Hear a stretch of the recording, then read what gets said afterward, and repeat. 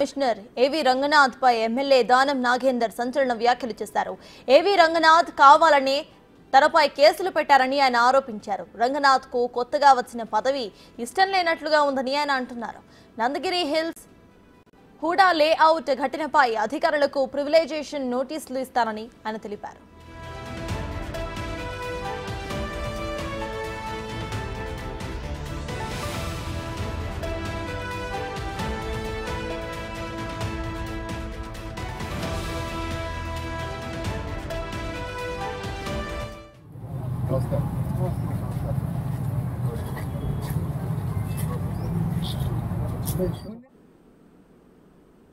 నేనేమన్నా చేసి నేను ప్రోత్సహించి నేను వాళ్ళని ప్రొవోకేట్ చేస్తే తప్పకుండా నా మీద నేను వార్నింగ్ ఇచ్చి వచ్చాను. బస్తీ వాళ్ళకి మీరు పొరపాటున కూడా చేయి పెట్టొద్దు, వాళ్ళకి అధికారం లేదు, మనం చెప్తాము, ఎక్కడ చెప్పాలో అక్కడ చెప్తామని చెప్పాను.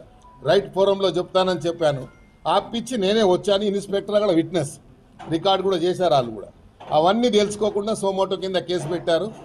కాబట్టి ఇది వ్యక్తిగతంగా పోతున్నది ఇష్యూ. కాబట్టి వ్యక్తిగతంగా ఎంత తీసుకున్నా పర్లేదు. ఇలాంటి ఆఫీసర్ చాలా చూశాను నేను. ఇంకా దీని ఎన్ని కాన్సిక్వెన్సెస్ ఏదున్నా ఎదురిచ్చేవాడిని. నేను గుండె ధైర్యంతో ఎమ్మెల్యే వచ్చినని ఎల్లయ్యగాడు మల్లయ్యగాడు గెలిపిస్తే రాలేదు. ఇట్లా ఉంటే చాలా మందిని చూసినాను. కొన్ని రిజర్వేషన్స్ ఉంటాయి. కొంతమందికి ఏమో ఆ ఉద్యోగం ఇష్టం ఉండదు. ఆ ఉద్యోగం ఇష్టం లేకుండా గిట్లా ఏదైనా చేస్తే తీసుకుపోయి ఇంకేదైనా మంచి పోస్ట్ ఇస్తారు అనుకుంటారు. కొంతమందికి ఏమో డైలీ పబ్లిసిటీ కావాలనుకుంటారు. మా సమస్యల పరిష్కారం కావాలి. మాకేం మేము పబ్లిక్ లైఫ్లో ఇన్నేళ్ళ నుంచి ఉన్నాము. ఇన్నేళ్ళ నుంచి ప్రజల మధ్యలో ఉన్నాము. ప్రజా సమస్యలు తెలిసిన వాళ్ళము. ప్రజలు ఎట్లా ఎదుర్కోవాలి, కష్టాలు ఎదుర్కోవాలి తెలిసిన వాళ్ళము.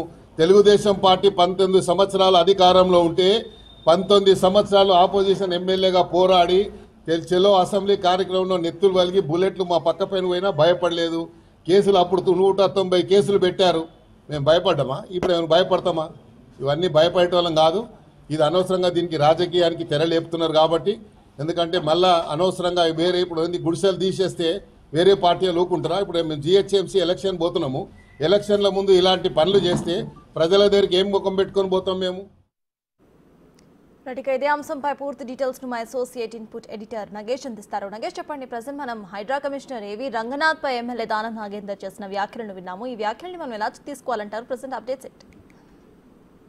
నాయకులు అధికారులపైన ఎదురుదాడి చేస్తే వాళ్ళ విశ్వాసం సన్నగిలుతుందని ఖచ్చితంగా చెప్పచ్చు. ఎందుకంటే హైడ్రా కమిషనర్గా రంగనాథ్ను నియమించిందే ప్రభుత్వం ఒక ప్రతిష్టాత్మకమైన వ్యవహారం కోసం. ఎందుకంటే ప్రభుత్వ భూముల ఆక్రమణ జరుగుతుంది. ఖచ్చితంగా ప్రభుత్వ భూముల్ని సంరక్షించాలనే ఉద్దేశంతోనే రేవంత్ రెడ్డి హైడ్రా కమిషనర్గా రంగనాథ్ను నియమించారు. ఏదైతే చెరువులు, మిగతా బఫర్ జోన్లు, ఎఫ్టీఎల్ ల్యాండ్లలో పెద్ద ఎత్తున బిల్డింగ్ల నిర్మాణాలు జరిగాయి. వాటన్నిటినీ ఖచ్చితంగా పరిరక్షించాలని చెప్పి రంగనాథ్ నియమించారు. 2 రోజుల నుంచి కూడా రంగనాథ్ రాజేంద్ర నగర్తో పాటు మిగతా చోట్ల పెద్ద ఎత్తున రైళ్లు నిర్వహిస్తున్నారు. ఈ క్రమంలోనే నందగిరి లేఅవుట్స్లో రంగనాథ్ తన బృందాన్ని పంపించారు. అక్కడ కూడా ఆక్రమణకు గురైనట్టుగా నిర్ధారణకు వచ్చారు. ఈ క్రమంలోనే అక్కడ దానం నాగేందర్ కూడా తన మనుషులతో పెద్ద ఎత్తున అక్కడికి వచ్చి వీళ్ళని అడ్డుకునే ప్రయత్నం చేశారు. ఎందుకంటే ప్రభుత్వ అధికారులను అడ్డుకోవడం అనేది కరెక్ట్ చర్య కాదు. ప్రభుత్వం అధికారులు డ్యూటీలో ఉన్నప్పుడు అడ్డుకుంటే ఎవరిపైన కేసులు నమోదు చేయొచ్చు అని చెప్పి చట్టం చెప్తుంది. ఈ క్రమంలోనే దానం నాగేందర్ పైన మరికొంతమంది వ్యక్తులపైన కేసు నమోదైన పరిస్థితి. కానీ దీనికి నాగేందర్ మాత్రం నేను లోకల్ చంటిని, నన్ను ఎవరు ఎదురించి పోరాడలేరు, నేను 6 సార్లు ఎమ్మెల్యే గెలిచాను, ఇదంతా పద్ధతి కాదు, అధికారులు వస్తూ ఉంటారు పోతూ ఉంటారు, నేను మాత్రం ఊరుకునే ప్రసక్తి లేదని చెప్పి దానం నాగేందర్ చెప్తున్నారు. ప్రస్తుతం అయితే సీఎం రేవంత్ రెడ్డి హైదరాబాద్లో లేడు కాబట్టి వచ్చిన తర్వాత ఈ విషయం రేవంత్ రెడ్డి దృష్టికి వెళ్ళే అవకాశం కనిపిస్తుంది. నందగిరి హిల్స్ అవుట్ లేఅవుట్లో హైదరాబాదు నగరం కాస్మోపాలిటన్ సిటీ కాబట్టి అక్కడ పేద ప్రజలు గుడిసెలు వేసుకున్నారు. వాళ్ళందరినీ కాపాడమే తన లక్ష్యం అని చెప్పి దానం నాగేందర్ చెప్తున్నారు. కానీ ప్రభుత్వ భూములు ఏవైతే ఉన్నాయో వాటిని పరిరక్షించే దిశగానే హైడ్రా పనిచేస్తుంది.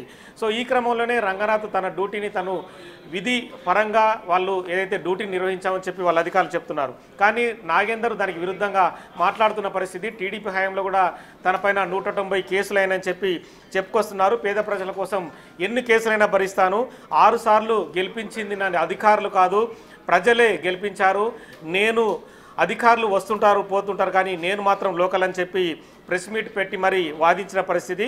అధికారులపైన కూడా చట్టపరమైన చర్యలు తీసుకుంటాను, ముఖ్యమంత్రికి ఫిర్యాదు చేస్తానని చెప్పి కూడా తను మీడియా సమావేశంలో వెల్లడించారు. కానీ ఇది ఒక రకమైన ఇబ్బందికరమైన సమస్య. ఎందుకంటే అధికారులు పనిచేస్తున్న క్రమంలో వాళ్ళకి సహాయ సహకారాలు అందించాల్సిన ఎమ్మెల్యేలు ఖచ్చితంగా కొన్న విధి విధానాలు పరిశీలించాలి. ప్రజల కోసం కూడా ఎమ్మెల్యేలు పనిచేయాలి. అటు ప్రభుత్వానికి సంబంధించి ఏదైతే ప్రతినిధిగా ఉన్న అధికారులు ఉన్నారో వాళ్ళు ప్రభుత్వం చెప్పిన విధి విధానాలు వాళ్ళు కూడా పాటిస్తుంటారు.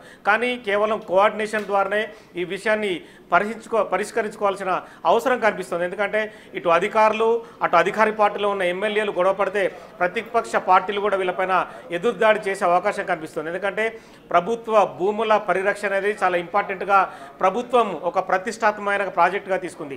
తెలంగాణలో చాలా వరకు భూములు అన్యక్రాంతమయ్యాయి. గత ప్రభుత్వంలో పెద్ద ఎత్తున అసైన్డ్ భూములు కావచ్చు, మిగతా భూములు కావచ్చు, రాత్రే ధరణిలో పేర్లు మార్చి వాళ్ళ సొంత పేర్లపైన రాజకీయ నాయకులు కావచ్చు, అధికారులు కావచ్చు, అందులో వాళ్ళు పట్టాదారులుగా ఎక్కారు. కాబట్టి వాళ్ళందరినీ అందులోంచి తీసివేసి ఇది ప్రభుత్వ భూమిగా అని చెప్పి బోర్డు పెట్టాల్సిన పరిస్థితి అయితే అధికారులకు ఉంది. కానీ ఎమ్మెల్యేలు అడుగుంటే మాత్రం కొంత ఇబ్బందికరమైన పరిస్థితి అయితే ఖచ్చితంగా ఏర్పడుతుందనేది చెప్పాల్సిన అవసరం అయితే కనిపిస్తుంది. రేవంత్ రెడ్డి కొరియా పర్యటన నుంచి రేపు వస్తుంటారు కాబట్టి వచ్చిన తర్వాత నాగేందర్ మరి రేవంత్ రెడ్డికి ఫిర్యాదు చేస్తున్నారు. అటు హైడ్రా కమిషనర్ రంగనాథ్ కూడా రిపోర్ట్ని సీఎంకి పంపించే అవకాశం ఉంటుంది. రెండు విషయాల్ని పరిశీలించిన తర్వాత రేవంత్ రెడ్డి మరి దానిపైన ఎటువంటి నిర్ణయం తీసుకుంటారని చూడాల్సిన అవసరం అయితే కనిపిస్తుంది. Right, thank you Nagesh.